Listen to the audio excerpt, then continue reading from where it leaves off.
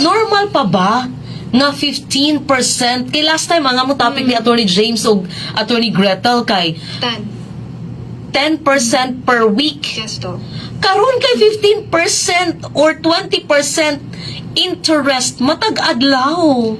My God, sige daw ko no, Ma'am Rubes. Grabe kay Doc, no? Dako kaayo ang 15 to 20%. So, based ani Doc, no, sa to ang balaod, dili gyud sakto ang kaninga interest kay as what last Tuesday nga episode. So, katukang maya sa ato ang previous ni sender. Yes. Utang pod to nga 10%. So, sobra gali kaayo, no? Doc, ba ang 10 o 20? Di gyud Correct. siya makatawon na kay grabe ka, dako.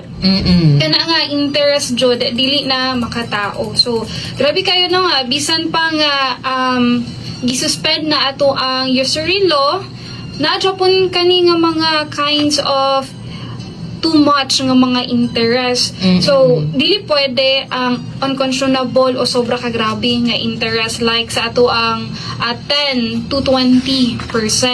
So sa kaso nga Medel versus Court of Appeals o Castro versus Tan, giingon sa korte Doc, no, nga based sa ruling sa Supreme Court nga ang interest nga sobra dili makatarungan o makalumos sa nangutang. So it will cause as a void nga walay bisa ang katong utang mismo kay supak sa morals o public policy ang katong nga interest.